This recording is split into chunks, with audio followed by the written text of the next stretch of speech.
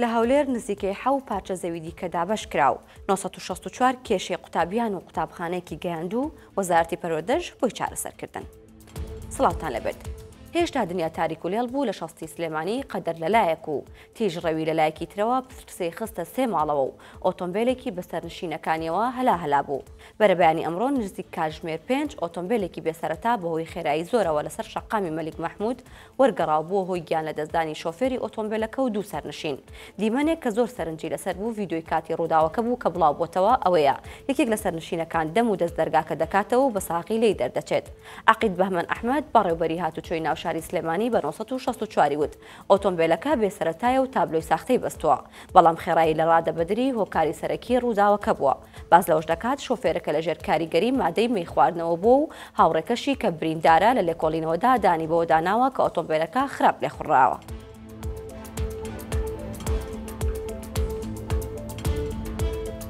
ئەمڕۆ لە شاری هەولێر تیر و پشک بۆ فەرمانبەران کراوە بە پێی سیستەمی خاڵبەندی ناویان دەرچووە و زەویان پێدەدرێت. کارزان عەبدولهادی سەرۆکی ئەنجومەنی شارەوانی هەولێر بە 964 ڕاگەیاند 7500 پارچە زەوی دابەش دەکرێت بۆ ئەو فەرمانبەرانەیە کە لە فەرمانگەکانی سەنتەری شاری هەولێرن. سەبارەت بە شوێنی دیاریکراو بۆ پارچە زەویەکان وتی ڕێگای هەولێر دهۆک دیاریکراوە و لە ماستەرپلانی شارەکەدا ناوچەیەکی نیشتەجێبوونە و هەر ئەو پارچە زەویە هەر پارچە زەویەک 200 مەتر دووجایە و پێشووتر فەرمانبەرەکان بە ڕێکاری تایبەتی فۆرمیان پڕ کردوتەوە. لە سنووری شارەوانی هەولێر ئەمە جاری سێهێمە زەوی دابەش دەکرێت. جاری یەکەم 4000 پارچە زەوی و جاری دووەم 14000 پارچە زەوی دابەش کراوە.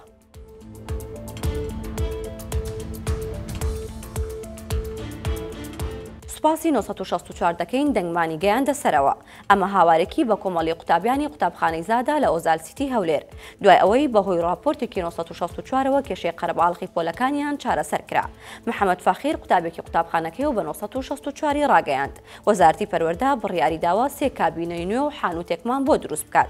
دوێنێ قوتابیانی قوتابخانەی پرۆژەی ئۆزال سیتی لە هەولێر لەسەر ئەو کێشەیە گرت بوونەوە وتیان پۆلی 10 و 11 تێکەڵن و سێرسکەس لەسەر یەک ڕەحلە دادەنیشن و هەندێک جار لە کاتی تاقیکردنەوە لەسەر زەوی دادەنیشین. جا 964 یەکسەر کێشەی قوتابیانی گەیاندە وەزارەتی پەروەردە.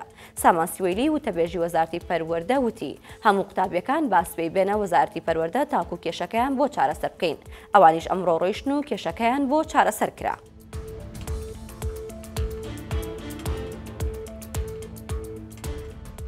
حاجی ئەدهەم کوپە فرۆشە تاقانەکەی ناوبازاری هەولێرە لە دوکانی بکی بچکۆلەدا لە ئەنواعی کوپە شەربە مەرەکانەی سیرامیکی داناوە.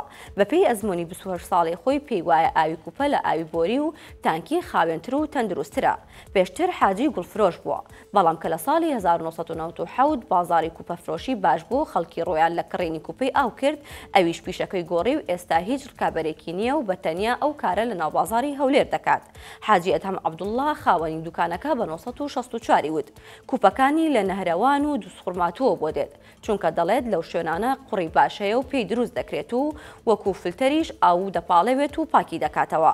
ئامۆژگاری خانمانیش دەکات ئەوانەی حەزیان لە چاندنی سەوزایی و گوڵە لە ناومەرکانی سیرامیک و سەوزایی گوڵ مەچێنن چونکە گەشە ناکات و تا پێتان دەکرێت لە ناومەرکانەکانی قوڕ گوڵ بچێنن.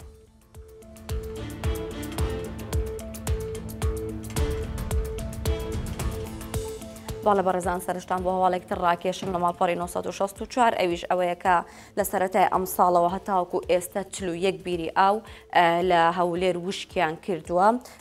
ڕێزان سەعید بەڕێوەبەری ئاوی دەوروبەری هەولێر قسەی بۆ 964 کردو ئەوان ئەڵێن ئێمە چاوەڕێمانە کرد لە سەرەتای ئەم ساڵەوە تا مانگی 6 20 بیر وشک بکات بەڵام 23 بیر وشکی کردووە و لە دوای ئەوەشەوە تا ئێستا 18 بیری دیکە وشکی کردووە کە هەمووی بەیەکەوە دەکاتە 41 بیر کە لە هەولێر وشکی کردووە و باز لەوە دەکات گۆڕانی کەش و هەوا وشکە ساڵی وای کردووە کە ئەم ڕێژە زۆرەی بیر وشک بکات و پێی وایە کە ڕێژەکە ڕەنگە بەرزتر بێتەوە بیری زیاتر وشک بکە ئەو بیرانەی کە وشکیان کردووە لە قوشتەپە و خەبات و کەورگۆسک و دیبەگە و ئەو ناوچانەیە و ئەوەی کە باسی دەکات ئەوەی کە کاریگەری سەرەکی هەیە لەسەر وشک بوونی بیرەکان گۆڕانی کەش و هەوایە. هەواڵەکانم پێشکەشکردن هەر شاد بن.